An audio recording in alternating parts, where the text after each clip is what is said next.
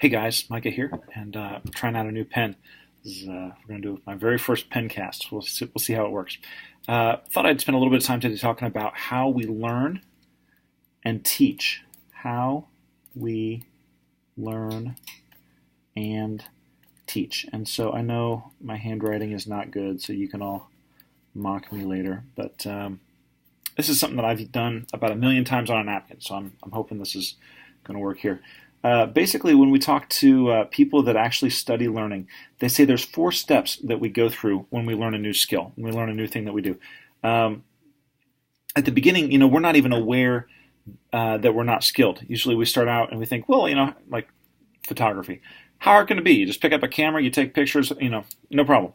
And so they call that unconscious incompetence. See if I can talk and write at the same time. Unconscious incompetence. And what that means is unconscious, we're not aware.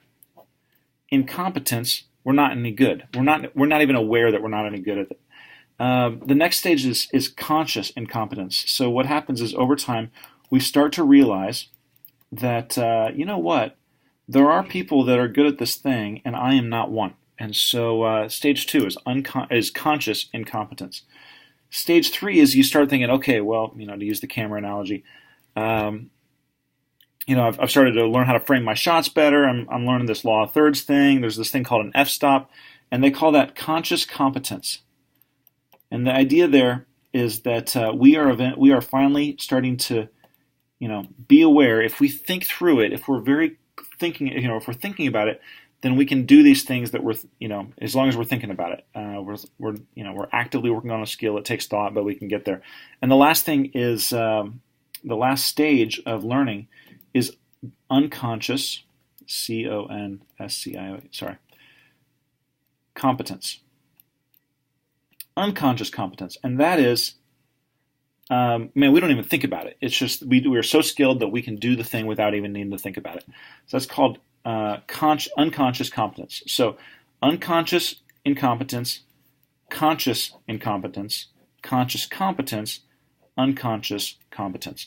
So you can, the easy way to think about this is you can draw a square. All right, so we'll just draw a square. There's 4 stages here. There's 4 sides on a square, and 4 angles on a square. That's what a square is. And so these are the stages that we go through. We start, right down here at unconscious incompetence. We move into conscious incompetence, then over to conscious competence, and then finally unconscious competence. Let me draw a couple more squares real quick, just to, hopefully it's helpful. The first is, the competence angle is really, if you look at the square, it's really the left-hand side of the square, right? So this side right here is the side where we're competent. The top half of the square is really about conscious, about whether or not we actually are aware of what we're doing, whether or not we're thinking about it. And so the goal is that we're moving up, let's say up, over, down, up, over, down. Does that make sense? So the thing that is important for us to learn when we're teaching a skill. So that's what it looks like when we learn. And you can grid this. You can pick a skill. You can pick the times that you've gone through this exact thing. But the thing to remember is that my dad used to use this phrase. He'd say, "One step ahead is an enemy." I'm sorry, 1 step ahead is a leader, 2 steps ahead is the enemy. A leader. 1 step ahead is a leader, 2 steps ahead is the enemy. All right, and that's really about change management. You can't get too far ahead of the people that you are trying to lead. But it also works in teaching. The idea is the person who's at 1, let's say, there's stuff that you're good at. I don't know what you're good at, but you're good at stuff. All right? And the stuff that you're good at, you don't even think about. You just do it naturally. You don't even think about it because you're just good at it.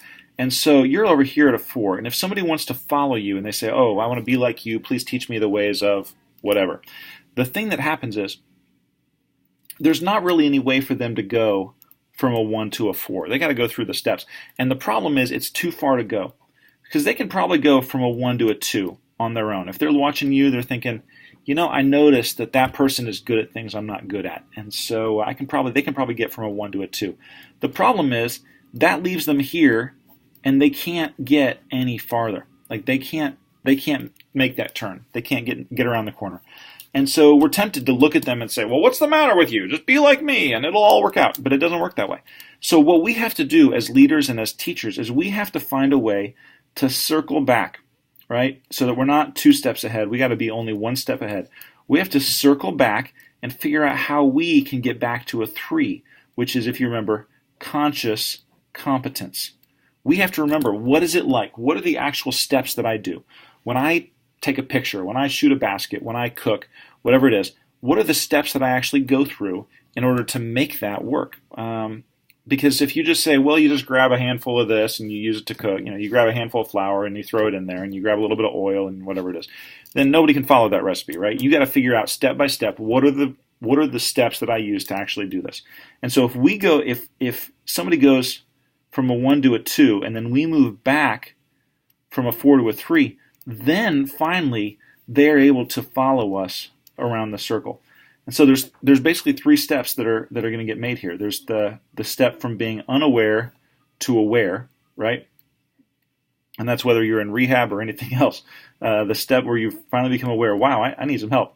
The step of becoming competent, and then the step of forgetting how it is that we do the thing we do, to getting so good that we can do it without needing to think about it.